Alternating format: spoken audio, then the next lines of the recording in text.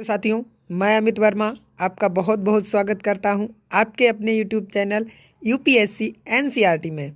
साथियों, आज इस वीडियो के माध्यम से हम क्लास 10th साइंस एनसीईआरटी का चैप्टर नंबर 9 जिसका नाम है आनुवांशिकता एवं जैव विकास के बारे में पढ़ेंगे। इस वीडियो को साथियों हम 2 पार्ट में कवर करेंगे, जिसका प्रथम भाग आज हम इस वीडियो के माध्यम से पढ़ेंगे। ये जो हमारी साइंस एनसीईआरटी क्लास 10th की सीरीज़ चल रही है, तो ये सीरीज़ जो है क्लास 10th के लिए तो इम्पोर्टेंट है ही है, साथ ही साथ कॉम्पिटिटिव एग्ज़ाम जैसे कि railway NTPC and group D के लिए भी काफ़ी इम्पोर्टेंट है। और साथियों, आज से हमने एक नया वर्ग शुरू किया है, जिसमें हम आपके लिए प्रत्येक वीडियो में एक क्वेश्चन देंगे और उस क्वेश्चन का आंसर आप हमें कमेंट बॉक्स में बताएंगे, और उस क्वेश्चन के बारे में आपको जितनी ज़्यादा से ज़्यादा जानकारी पता हो वो भी कमेंट में लिखें। तो आइए देखते हैं आज का क्वेश्चन। आज का क्वेश्चन है हमारा, नवजात शिशु में कितनी हड्डी होती हैं, यानी कि जो नवजात शिशु होता है उसमें कितनी हड्डियाँ पाई जाती हैं। तो ऑप्शन नंबर ए है हमारा 156 हड्डी, यानी 206 हड्डी, 286 हड्डी, एंड जो ऑप्शन नंबर डी है हमारा 300 हड्डी। तो जितनी भी हड्डियां होती हैं या जिस ऑप्शन में आपका आंसर सही मिल जाए उसको आप हमारे कमेंट बॉक्स में लिखकर हम तक भेजिए। देखते हैं आपकी नॉलेज। साथियों, ज़्यादा कुछ कहे बिना मैं आज का पार्ट शुरू करता हूँ। अध्याय 9, आनुवांशिकता एवं जैव विकास। साथियों, सबसे पहले बात करते हैं कि आनुवांशिकता क्या होता है। तो साथियों, आनुवांशिकता जो है, जो हमारे जनक के लक्षण जो हमारी संतति तक पहुँचते हैं, यानी जनक के लक्षणों का जनक की संतति तक पहुँचना ही आनुवांशिकता कहलाता है।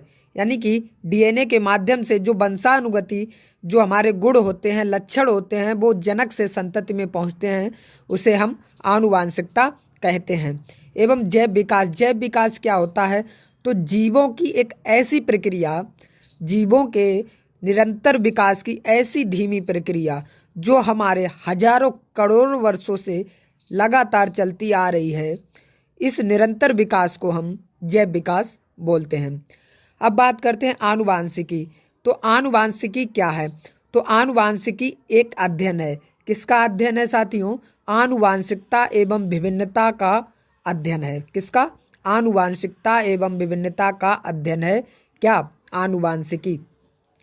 जो आनुवांशिकी होती है 2 भागों में विभक्त है। नंबर 1, आनुवांशिकता यानी वंशागति, विभिन्न लक्षणों का पूर्ण विश्वसनीयता के साथ वंशागत होना, यानी कि कहने का मतलब है जो भी लक्षण हैं वो जनक के समान पूर्ण विश्वसनीयता के साथ वंशागत हो। ठीक है। सेकेंड पार्ट है इसका विभिन्नता, विविधता। यह जनक और संतति के लक्षणों की असमानता की अवस्था है। यह जो अवस्था है, यह जनक से संतति के लक्षणों में असमानता की व्याख्या करता है। ठीक है। तो बात कर लेते हैं विभिन्नता या विविधता कितने प्रकार की होती है। तो साथियों, विभिन्नता एवं विविधता मुख्यतः 2 प्रकार की होती है।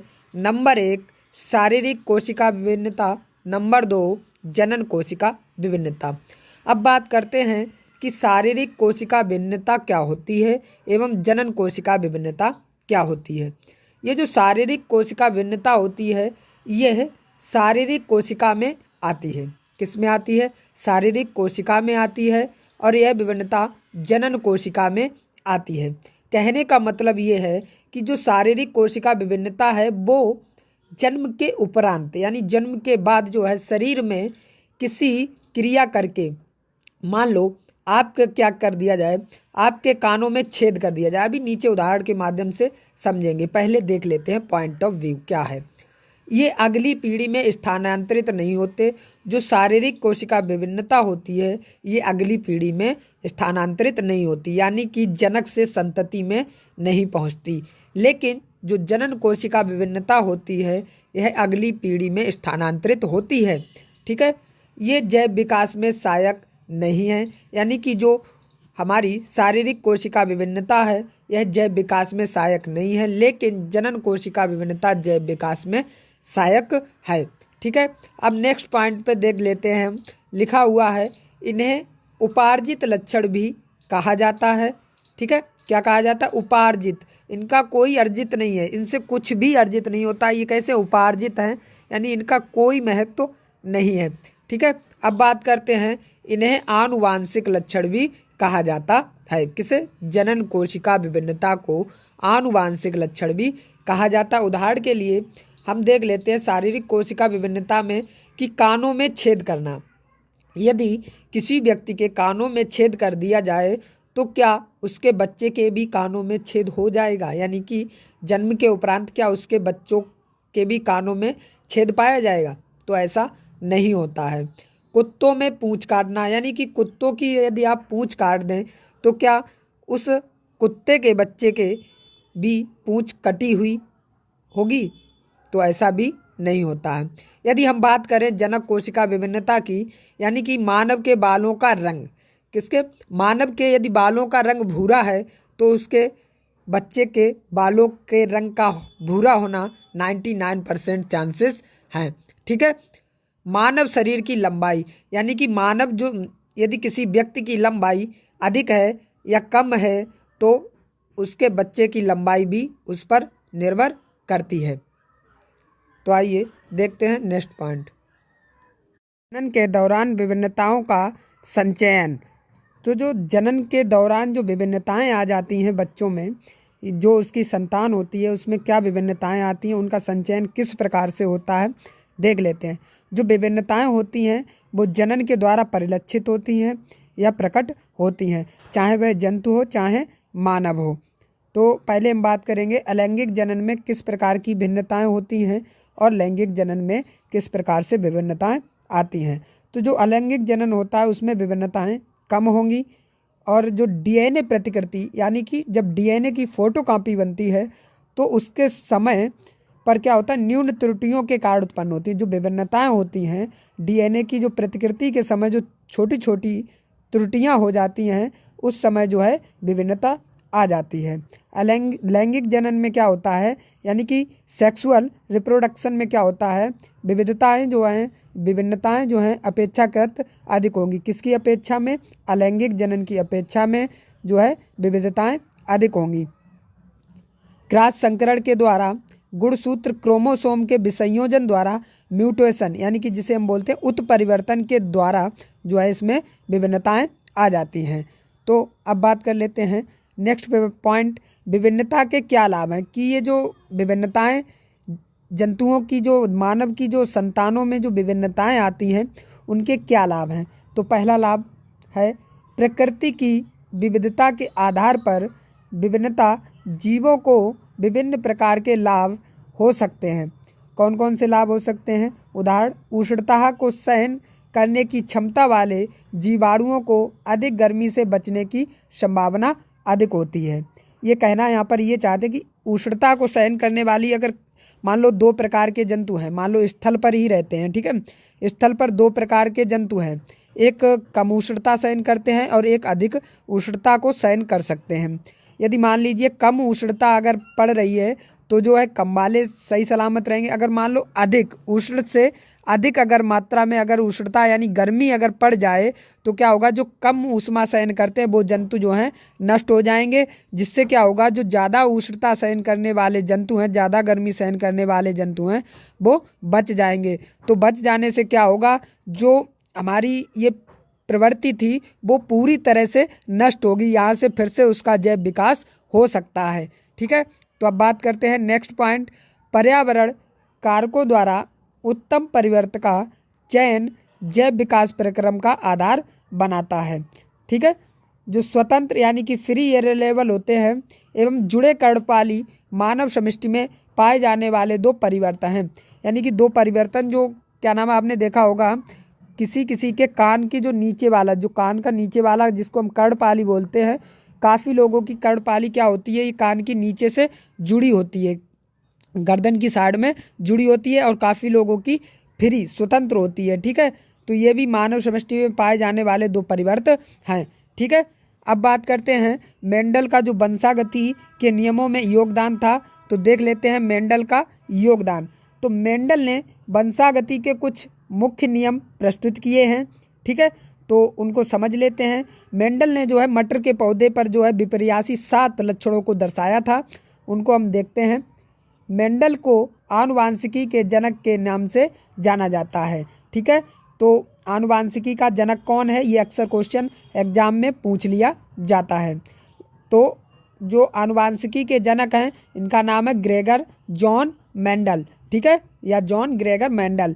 ठीक है, मेंडल ने मटर के पौधे के विपर्यासी यानी कि 7 जो विकल्पी, ठीक है, विभिन्न ठीक है, लक्षणों का जो था अध्ययन किया था, जो स्थूल रूप से दिखाई देते थे, यानी कि प्रकट रूप से साफ साफ दिखाई देते थे। तो कौन कौन से 7 लक्षणों का इन्होंने विपर्यासी लक्षण दिखाए थे? तो इनका पहला लक्षण था बीज का आकार। कैसा? बीज का आकार। यदि बीज का आकार गोल होगा, ठीक है, तो जो उसमें अप्रभावी विशेषक होगा क्या होगा? झुर्रीदार। तब जो है जो बीज का आकार होगा झुर्रीदार गायब हो जाएगा। ठीक है, आपने मान लो संकरण करवाया किसका? गोल और झुर्रीदार का, तो उसमें प्रभावी विशेषक क्या होगा? गोल। ठीक है, और अप्रभावी विशेषक यानी झुर्रीदार गायब हो जाएगा। ठीक है, ऐसा हो सकता है कि संकर जो है गोल प्राप्त हो जाए। ठीक है, अभी इसको हम और आगे अच्छे से समझाएंगे। नेक्स्ट इन्होंने लक्षण लिया है बीज का रंग। यदि बीज का रंग पीला अगर प्रभावी लक्षण है, प्रभावी जो विशेषक है, तो जो हरा रंग होगा वो कैसा होगा? अप्रभावी विशेषक होगा। अब बात करते हैं फूल के रंग की। अगर फूल का रंग बैगनी है, बैगनी अगर प्रभावी विशेषक है, तो जो सफ़ेद होगा वो अप्रभावी विशेषक आएगा। ठीक है, नेक्स्ट हम बात कर लेते हैं फली का आकार। यदि उस पौधे की फली का आकार फूला हुआ है, कैसा है? फूली हुई फली है, तो जो अप्रभावी विशेषक होगा वो क्या होगा? सुकड़ी हुई फली होगी। ठीक है, यदि मान लो किसी पौधे में सारी की सारी फली कैसी हैं? फूली हुई हैं। ठीक है, तो उसमें क्या है, अगर आप उसी के बीजों से अगर नए पौधे प्राप्त करना चाहेंगे तो उसके भी पौधों में क्या होगा? सुकड़ी हुई फली प्राप्त नहीं होंगी। कैसी फली प्राप्त होंगी? फूली हुई फली प्राप्त होंगी। यानी कि जो फूली हुई होगी वो प्रभावी विशेषक होगा और सुकड़ी हुई क्या हो जाएगा? अप्रभावी विशेषक हो जाएगा। ठीक है, अब हम बात करते हैं फली के रंग की। यदि फली का रंग हरा होगा तो जो फली का जो अप्रभावी विशेषक होगा वो कैसा होगा? पीला होगा। अब हम बात करते हैं पुष्प की स्थिति की। पुष्प की स्थिति क्या होनी चाहिए? पुष्प की स्थिति अक्षीय है या अंतीय है? अंत में लगा है या अक्ष पर लगा है? नीचे अक्ष पर लगा है या अंत में ऊपर? बिल्कुल अंत में लगा हुआ है पुष्प। ठीक है, अब हम बात करते हैं लास्ट पॉइंट की, पुष्प की स्थिति। एक मिनट, ऊपर जो था गलत हो गया, वहाँ पे ऊपर तो सही है लेकिन नीचे थोड़ा सा गलत हो गया। ऊपर जो पुष्प की स्थिति है ये बिल्कुल सही है, लेकिन नीचे क्या होना चाहिए? पौधे की स्थिति। किसकी? पौधे की स्थिति। जो पौधे की स्थिति होगी वो लंबा होगा या बौना होगा? तो जो अगर प्रभावी लक्षण कैसा है हमारा? लंबा। ठीक है, और अप्रभावी विशेषक कौन सा हो जाएगा? बौना। ठीक है, इसको अभी हम संकरण के माध्यम से और अच्छे से समझ पाएंगे। चित्र में जो है मेंडल द्वारा अध्ययन किए गए मटर के पौधों के विपर्यास विशेषकों के 7 जोड़े दिए गए हैं। इस चित्र में जो थे 7 जोड़े दिए गए थे, जिसमें जो है मेंडल ने पौधे के जो है 7 विपर्यास यानी विभिन्न लक्षण दिखाए थे, जिसमें एक प्रभावी लक्षण था और दूसरा अप्रभावी लक्षण था। मेंडल द्वारा मटर के पौधों का चयन, कि मेंडल ने आखिर मटर के पौधे का ही चयन क्यों किया? मेंडल अन्य किसी भी पौधे का चयन कर सकते थे, तो मेंडल ने मटर के पौधे का चयन निम्नलिखित गुणों के कारण किया। पहला गुण था कि मटर के पौधे में विपर्यासी विकल्पी लक्षण स्थूल रूप से दिखाई देते थे, यानी कि जो विपर्यासी जो विभिन्न जो विकल्पी लक्षण थे वो साफ साफ दिखाई देते थे। ठीक है, जैसे कि हरा अगर फली का रंग है तो पीला जो है उसमें अप्रभावी लक्षण होगा, और इनका जीवन काल भी छोटा होता है, जिससे कि आप जल्दी से जल्दी इस निरीक्षण को पूर्ण कर सकें। ठीक है, सामान्यतः स्वपरागण होता है, परंतु कृत्रिम तरीके से पर परागण भी कराया जा सकता है। ठीक है, कृत्रिम तरीके से पर परागण भी कराया जा सकता है। अब लास्ट पॉइंट हमारा, एक ही पीढ़ी में अनेक बीज बनाता है। ये जो मटर का पौधा है वो एक ही पीढ़ी में अनेक बीजों को उत्पन्न करता है। जैसा कि आप जानते हैं, एक फली में ही कम से कम 7-8 से ज़्यादा ही बीज बनते हैं। ठीक है, तो ये एक पीढ़ी में अनेक बीजों को उत्पन्न करता है। अब देख लेते हैं, इस चित्र में भी मेंडल के द्वारा जो अध्ययन किए गए मटर के पौधे के 7 विपर्यास विशेषक थे, जो कि हम ऊपर भी देख चुके हैं। ठीक है, पहला है तने की ऊंचाई। यदि तने की ऊंचाई लंबी होगी तो बौनी जो है अप्रभावी में आ जाएगी। फूल का रंग बैंगनी होगा तो सफ़ेद उसमें गायब हो जाएगा। ठीक है, सफ़ेद जो है अप्रभावी लक्षण होगा। फूल की स्थिति यदि अच्छी होगी तो यहाँ पर होगा अंत। क्या होगा? अंत। ठीक है, तो फूल की स्थिति अगर नीचे होगी तो ऊपर फूल नहीं लगेगा। ठीक है, फली का आकार फूला या सुकड़ा होगा। फली का रंग हरा होगा या पीला होगा। बीज का आकार गोल या मुरझाया हुआ। बीज का रंग पीला या हरा। ठीक है, तो ये थे 7 विपर्यासी विशेषक जो कि मेंडल ने दिए थे। अब यहाँ पर हम अच्छे से समझेंगे एकल संकरण के द्वारा कि किस प्रकार से जो है लंबा पौधा आता है या बौना पौधा आता है। ठीक है, तो देख लेते हैं।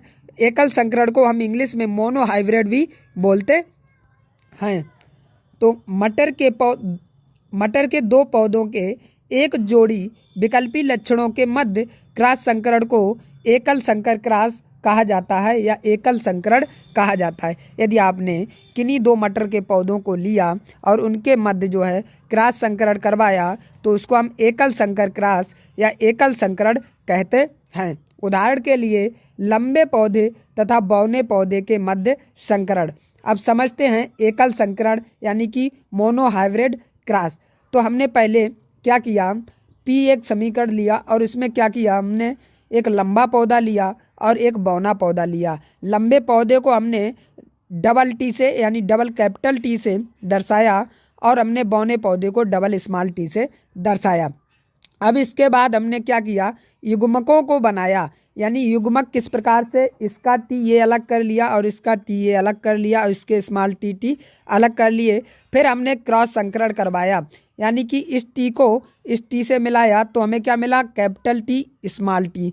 ठीक है, और इस टी को फिर हमने क्या किया, इस वाली टी से मिलाया, तब भी हमें क्या मिला, कैपिटल टी और स्मॉल टी। ये मिला यहाँ पर कैपिटल टी और स्मॉल टी। ठीक है, अब हमने दूसरी वाली कैपिटल टी को लिया और इसको इससे क्रॉस करवाया तो क्या मिला, कैपिटल टी स्मॉल टी। और फिर हमने इस टी को इस टी से मिलवाया तो क्या मिला, कैपिटल टी स्मॉल टी।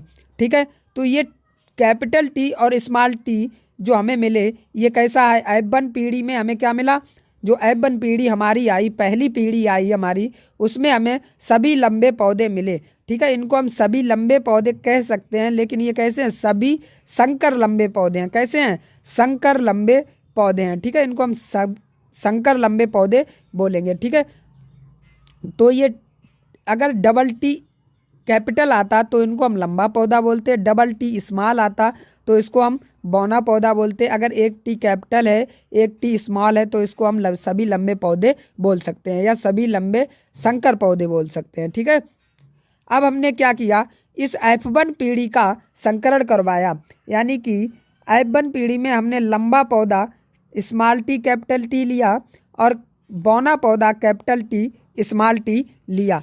फिर हमने इसका युग्मक बनाया, यानी कि टी और टी को अलग किया।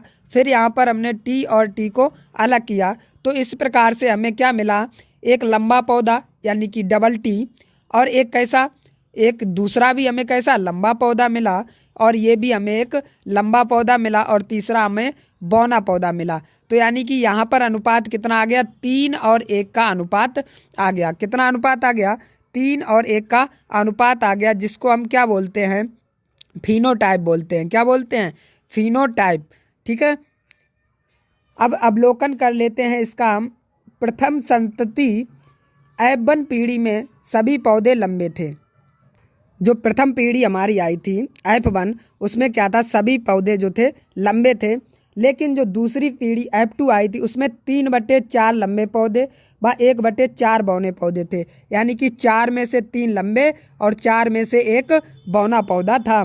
ठीक है। तो इस F2 श्रेणी में 3 लंबे पौधे और एक बौना पौधा, जिसको हम क्या बोलते हैं, फिनोटाइप बोलते हैं। क्या बोलते हैं, फिनोटाइप। यहाँ पे थोड़ा मिस्टेक हो गई, इसको हम बोलते हैं फिनोटाइप। क्या बोलते हैं, फिनोटाइप। ठीक है। फिनोटाइप का मतलब होता है इसको प्रदर्शित करना। कैसे प्रदर्शित करना, अनुपात में प्रदर्शित करना। ठीक है, 3 और 1 के अनुपात में जो है प्रदर्शित कर दिया। ये क्या आ गया हमारा फिनोटाइप।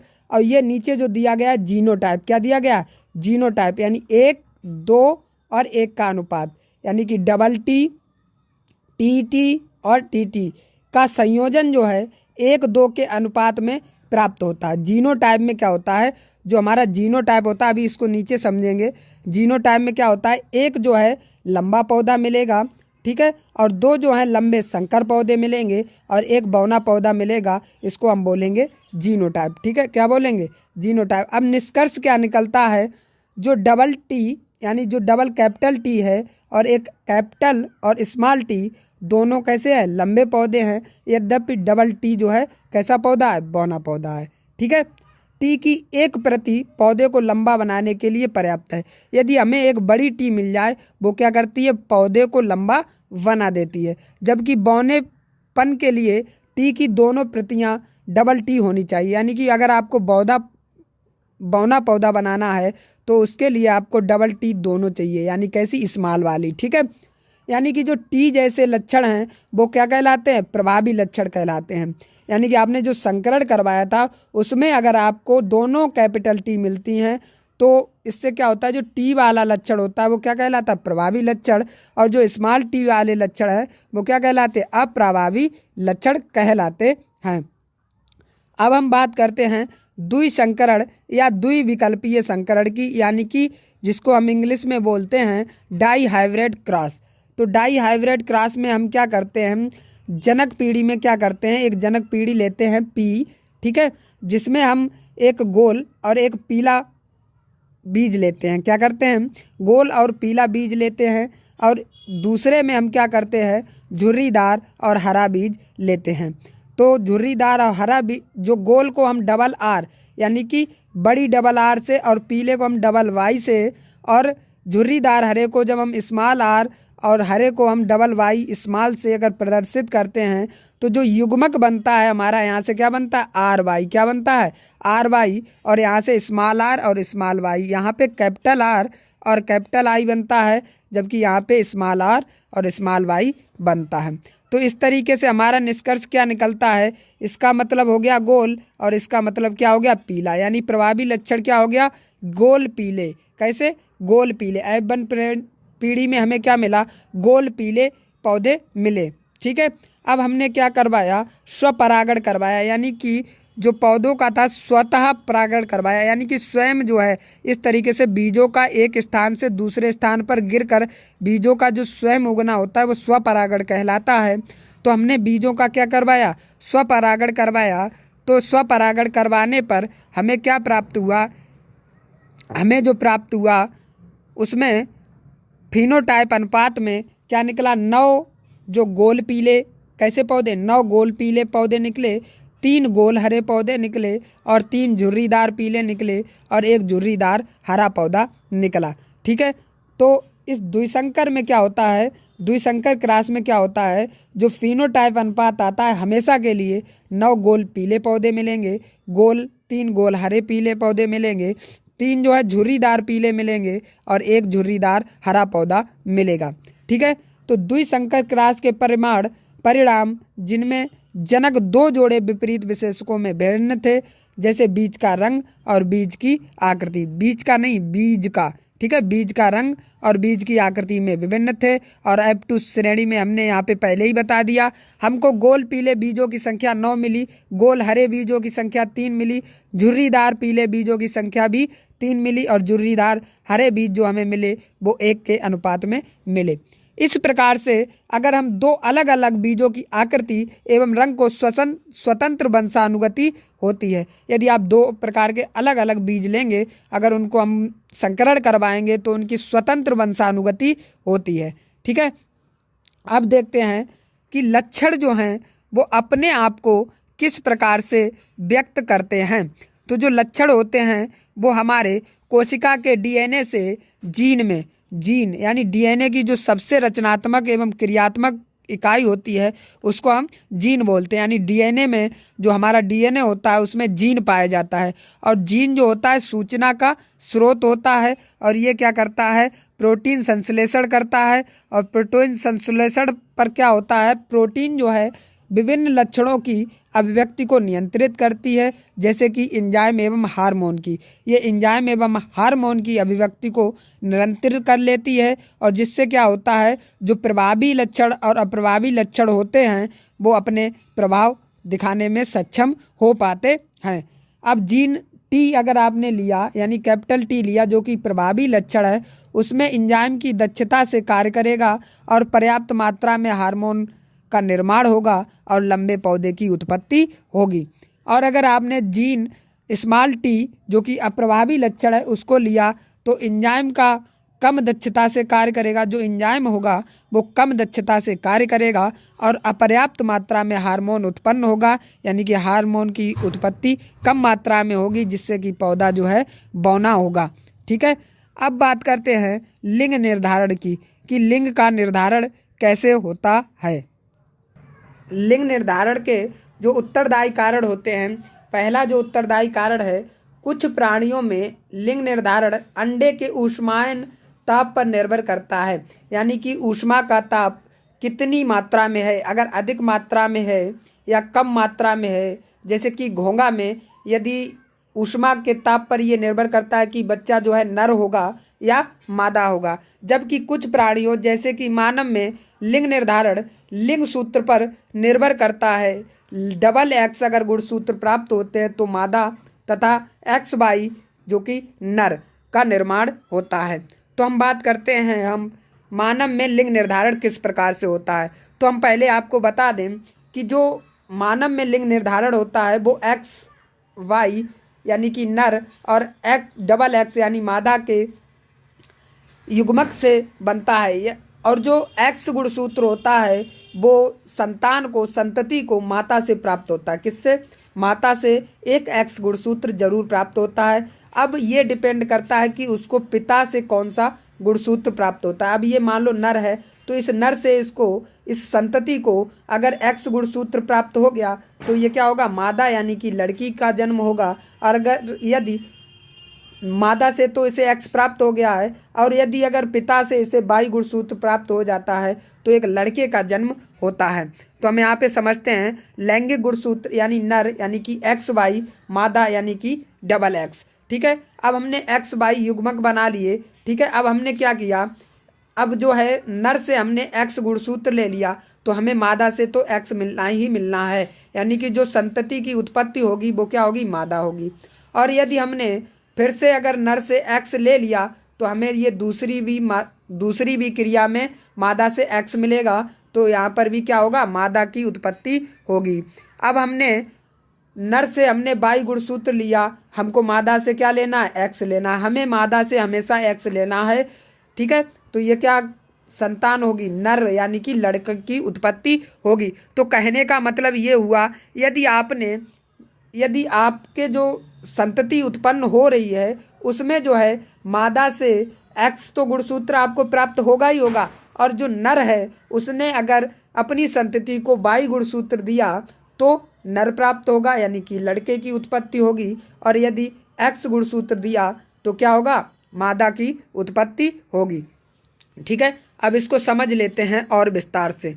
आधे बच्चे लड़के एवं लड़की हो सकती हैं, आधे बच्चे लड़के एवं आधे जो है लड़की हो सकते हैं। सभी बच्चे चाहें वह लड़का हो अथवा लड़की हो अपनी माता से एक्स गुणसूत्र प्राप्त करता है। चाहे वो लड़का हो चाहे लड़की हो अपनी माता से वो एक्स गुणसूत्र जरूर प्राप्त करेगा। अतः बच्चों का लिंग निर्धारण इस बात पर निर्भर करता है कि उन्हें अपने पिता से किस प्रकार का गुणसूत्र प्राप्त हुआ है। अब इसका निर्धारण उस पर निर्भर करता है कि लड़का होगा या लड़की, कि जो है उससे पिता से कौन सा गुणसूत्र प्राप्त हुआ है। जिस बच्चे को अपने पिता से एक्स गुणसूत्र वंशानुगत हुआ है वह लड़की होगी, एवं जिसे पिता से वाई गुणसूत्र वंशागत हुआ है वह लड़का होता है। ठीक है, तो आशा करता हूँ आपको आज का वीडियो इतना समझ में आया होगा। तो यदि आपको हमारा वीडियो अच्छा लगा हो तो वीडियो को लाइक करके चैनल को सब्सक्राइब जरूर कर लें। तो साथियों, मिलते हैं इस वीडियो के नेक्स्ट पार्ट में। तो जय हिंद मेरे सभी प्यारे भाइयों को, नमस्कार।